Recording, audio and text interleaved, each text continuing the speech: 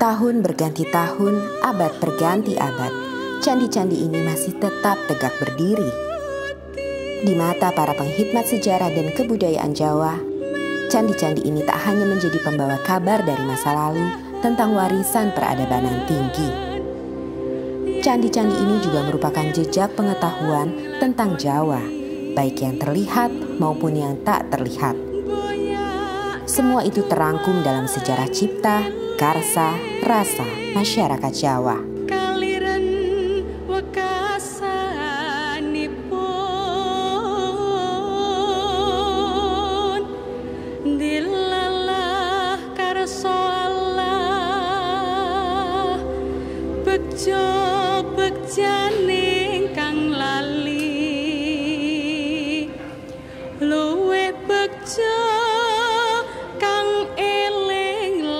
Segenap pencapaian kebudayaan dan kesusastraan Jawa tidak diraih begitu saja dalam waktu yang singkat. Prosesnya dapat dilacak hingga Majapahit, bahkan era sebelumnya. Dalam titian waktu, Mataram merupakan puncak dari kejayaan kebudayaan dan kesusastraan Jawa. Jawa pernah mengalami masa gemilang. Mulai dari zaman Majapahit. Nah, itu kemudian ada krisis dan kemudian akhirnya berdiri Mataram. Nah, sejak itu Mataram lebih melihat ke dalam. Nah, waktu itulah mulai sebenarnya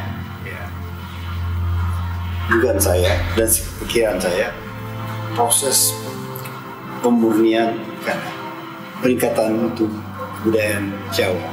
Nah, itulah apa yang dikatakan mulai periode yang disebut orang asing the Byzantine period of the Japanese history.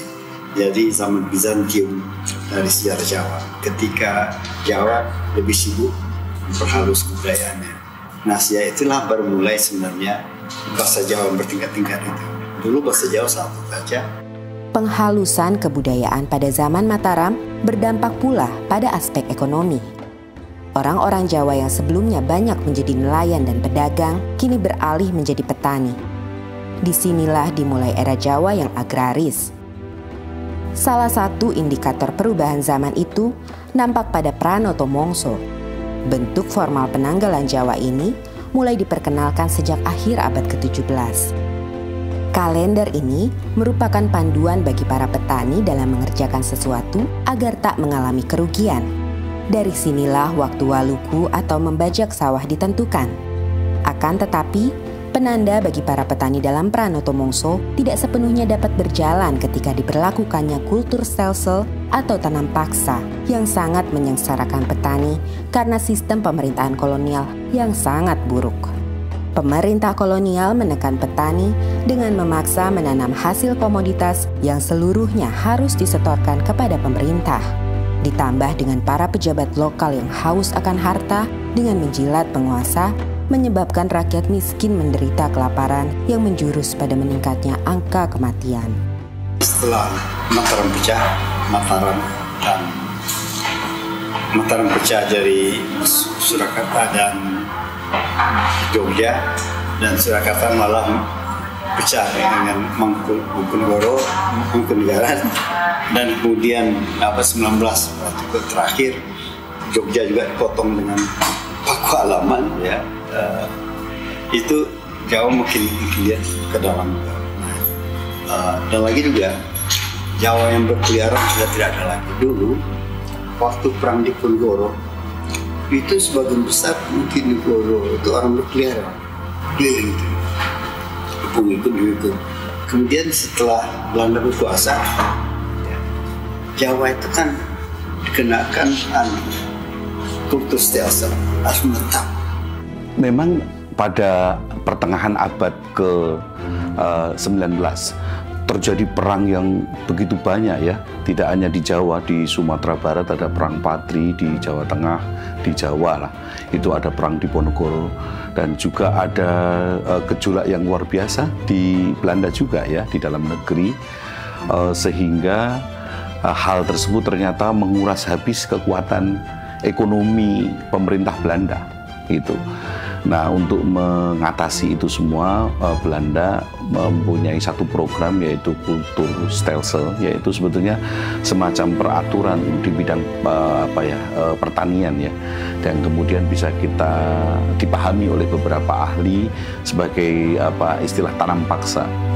Memang Kulturstelsel itu diperuntukkan untuk mengembalikan kekuatan ekonomi Belanda yang pada saat Hindia Belanda yang pada saat itu memang betul-betul bankrupt, bangkrut mereka oleh karena kebutuhan-kebutuhan untuk mencukupi biaya perang mereka.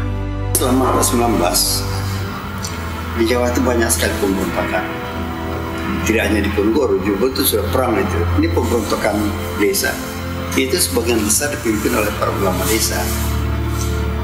Jadi yang kira tidak hanya di Ponorogo itu perang besar, tapi sesudah itu masih hampir tiap tahun sampai akhir abad 19, sampai tahun 1900 masih ada satu di sana berontak-berontak itu. Nah, untuk mengatasi itu, untuk mengatasi adanya konflik-konflik dan memperkecil adanya perang terbuka antara pemerintah kolonial Belanda dengan para pribumi Jawa, maka dibentuklah satu lembaga yang dinamakan Het Instituut voor de Javaanse-taal itu, sebagai lembaga yang bertujuan untuk mengurangi konflik. Yang kedua, memberikan bekal kepada para administrasi pada pegawai Belanda yang bekerja di Jawa. Nah, pemahaman dengan terhadap kebudayaan lokal yang baik itu diharapkan mampu mengurangi konflik. Itu sebenarnya tujuan awal daripada lembaga itu. Het Instituut voor de Javaanse-taal te Surakarta yang didirikan di Surakarta pada 1832 oleh Johan Frederik Carl Greica adalah sebuah lembaga kebudayaan yang mempelajari sastra dan kebudayaan Jawa. Disinilah Javanologi untuk pertama kali muncul. Secara terminologis, Javanologi itu kan disusun dari dua kata. Java merujuk di situ batasan budaya, juga bukan batasan administratif ya, tapi batas budaya, dan logos itu pengetahuan. Jadi Javanologi adalah set pengetahuan dan keterampilan tentang kebudayaan Jawa. Itu arti Javanologi. Di dalam Het Instituut voor de Javaanse-taal itu bidang-bidang yang dipelajari di sana adalah bidang sastra, bidang bahasa, bidang kebudayaan, wayang, bahkan wajib itu mengetahui, yang notabene semua itu menjadi butir-butir yang paling menonjol dalam kebudayaan Jawa, falsafah Jawa. Dia harus tahu. Mempelajari bahasa, entah kaitannya dengan pemerintahan ataupun juga dengan nanti kaitannya dengan sastra, tapi mempelajari bahasa daerah kalah jajan itu sangat penting. Karena itulah pemerintah Belanda juga mendirikan semacam lembaga pendidikan bagi para pegawai untuk mempelajari bahasa. Nah, itu kenapa dilakukan? Di antaranya adalah bahwa apabila bahasa itu dikuasai, otomatis nanti karya-karya sastra ataupun buah-buah pikiran yang ditulis oleh orang jajan itu diketahui, maka akan mudah untuk menguasai daerah jajahan. Jadi ada maksud seperti itu.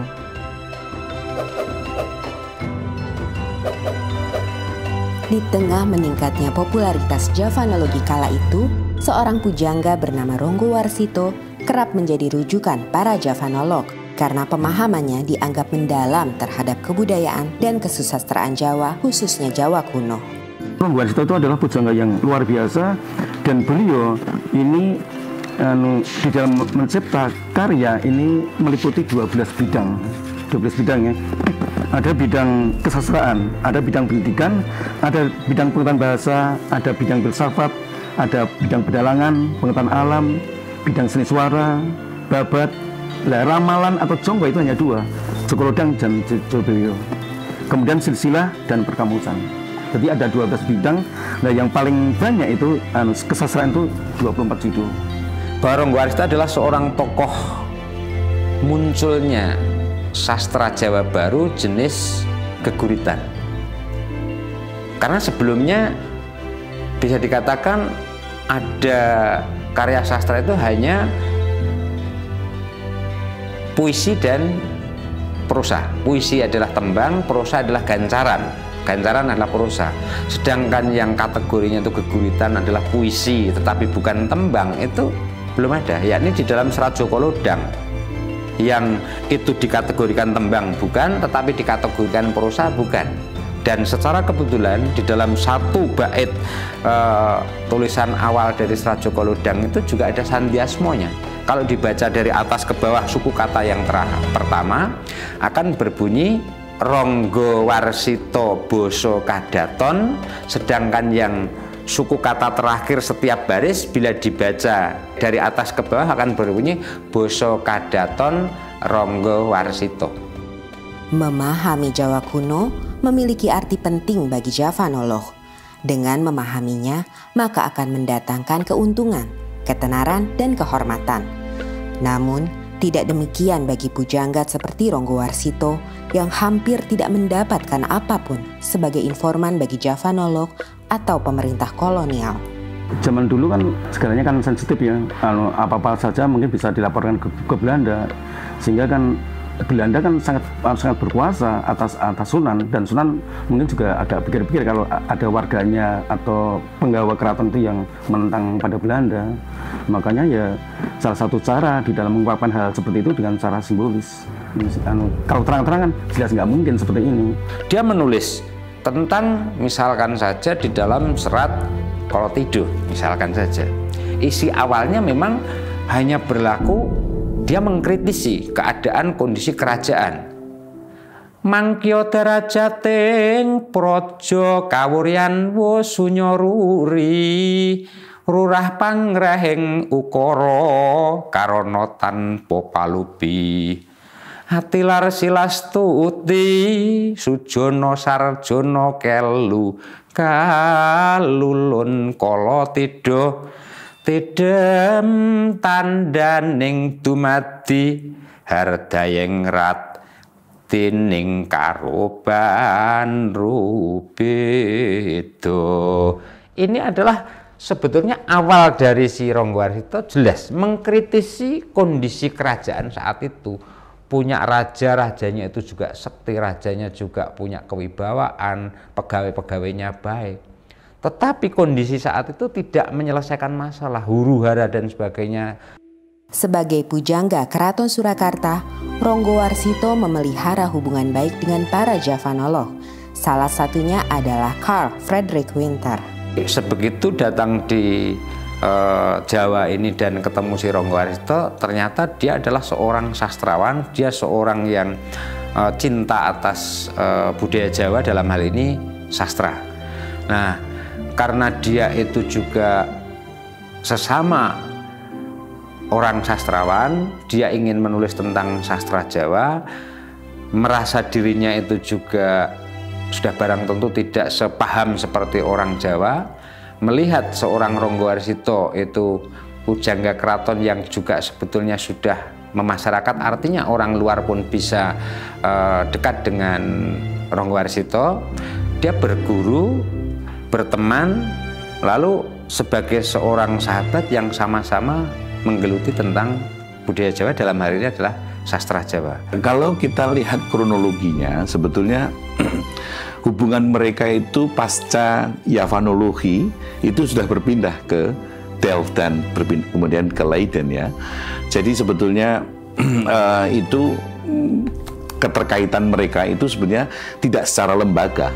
Gitu, tidak semua bahwa C.F. Winter memiliki keterkaitan dengan Java Institute, Institute for the Javan Study, iya, gitu. Tetapi untuk di Jawa ini memang mereka memang bekerja sama dan membuat satu kesepakatan bekerja untuk menghasilkan beberapa karya sastra. Misalnya Kamus Jawa Kawi, kemudian Serat Aji Soko dan seterusnya, itu kan karya-karya mereka. Ada beberapa surat yang secara kebetulan kami ada data yang menunjukkan komunikasi antara Winter bertanya tentang sastra kepada si Ronggo Warsito, dan oleh Ronggo Warsito pun juga ada bukti menjawab atas pertanyaan-pertanyaan si Winter tadi. Di luar menjawab atas pertanyaan yang tadi datangnya dari Winter, itu juga disertai dengan kepentingan-kepentingan secara kebutuhan ekonomi bagi Ronggowarsito. Ada permintaan dari Ronggowarsito pinjam uang, istilahnya ngijon terlebih dahulu, ya, oleh karena kepentingan kekurangan secara ekonomis atau keluarganya ada yang sedang sakit, itu nanti mengajukan pinjam uang ke Winter, dan nanti cara mengembalikannya akan diperhitungkan dengan pekerjaan yang dilakukan oleh Ronggowarsito atas permintaan dari Winter. Namun memang saya juga bisa menyampaikan pada akhirnya mereka ada kerenggangan itu kan. Ada banyak hal yang terkait dengan aspek politis ya. Aspek politis, mungkin situasi politis di Belanda pada waktu itu, dan beberapa hal yang memang sejak awal tidak diminati oleh Ronggowarsito. Dalam esainya yang legendaris, Javanology and the Age of Ronggowarsito, Kenji Tsuchiya menulis bahwa pujangga memainkan peran ganda ketika Javanologi Barat masuk. Di satu sisi sebagai sumber informasi bagi para Javanolog Eropa, sementara di sisi lain tetap sebagai orang yang memiliki pengetahuan esoteris mendalam, di mana pengalaman kebatinan Jawa menjadi sumber utamanya. Hal ini kerap dibaca sebagian kalangan sebagai suatu bentuk kontestasi paradigma. Walaupun materi kajiannya sama, tetapi paradigmanya berbeda, ia akan menghasilkan suatu analisa yang bisa berbeda. Dalam hal ini, paradigma orang-orang Jawa memiliki perbedaan dengan paradigma orang-orang Belanda. Kalau kita bicara paradigma, sebetulnya ada worldview di situ. Kemudian juga ada traditions, ada assumption. Nah, titik potong antara worldview, tradition, dan assumption, inilah paradigma ilmu Jawa. Kita mengetahui bahwa sebenarnya background Ronggowarsito itu adalah budaya Jawa yang begitu organisme. Nah, sementara Winter, walaupun dia seorang turunan, seorang Indo, tetapi dia tetap darah-darah yang barat, pemikiran yang mekanistik itu cukup kuat. Sehingga kadang-kadang antara organismik dan mekanistik ini kadang-kadang terdapat perbenturan gitu. Saya melihatnya seperti itu. Desa Palar, Kecamatan Trucuk, Klaten menjadi tempat persemayaman terakhir Ronggowarsito. Semasa hidupnya, ia sering mengunjungi desa ini yang menjadi tempat sanak familinya berada. Tidak hanya Ronggowarsito, makam C.F. Winter juga berada di sini. Setelah pada 1984 makamnya dipindahkan dari kompleks pemakaman Belanda di Jebres, Surakarta atas izin Presiden Soeharto. Pada hari-hari tertentu, makam Ronggowarsito banyak dikunjungi para peziarah. Daya tarik Ronggowarsito sebagai pujangga besar memang tidak hanya terdapat semasa ia hidup. Bahkan hingga hari ini, setelah sekian lama ia wafat, pesona itu tak memudar. Dan pasca wafatnya Ronggowarsito, masih tersimpan begitu banyak arsip tentang Jawa, salah satunya sastra di negeri Belanda. Arsip-arsip ini yang sebagian besar berisi tulisan-tulisan Jawa membuktikan peradaban Jawa yang tinggi. Namun sayangnya justru tidak dipelajari dan dimiliki oleh orang-orang Jawa itu sendiri. Sejak 1842, Javanologi sebagai lembaga sudah tidak lagi berada di Jawa. Namun, secara individu, para Javanolog masih aktif dalam melakukan penelitian dan pengkajian. Salah satunya adalah Pisho. Karya terbesarnya berjudul Java in the 14th Century yang terbit sebanyak 5 jilid. Karena kedalaman kajiannya, ia dikagumi oleh para pemikir Jawa. Satu di antaranya adalah Profesor Sudarsono. Pada waktu itu saya diutus ke negeri Belanda untuk kerjasama antara Indonesia dengan Belanda. Lalu kemudian ketemu Dr. Pisho, itu gambarnya Dr. Pisho. Lalu kemudian, wah, saya senang sekali saya mendengar saudara Sudarsono menggantikan saya. Wah, saya juga bangga sekali dianggap menggantikan dia. Karena Dr. Pisho itu luar biasa pinternya. nulis kamus bahasa Jawa, orang Belanda. Lalu menulis kebudayaan rakyat, lalu menulis, pokoknya banyak sekali tulisannya. Ya, lalu saya pulang, wah, rasanya lega sekali bisa ketemu orang yang paling saya kagumi itu, Dr. Pisio itu. Tahun 2011, di Universitas Negeri 11 Maret Surakarta, berdiri pula Institut Javanologi yang berada di bawah naungan Lembaga Penelitian dan Pengabdian Masyarakat.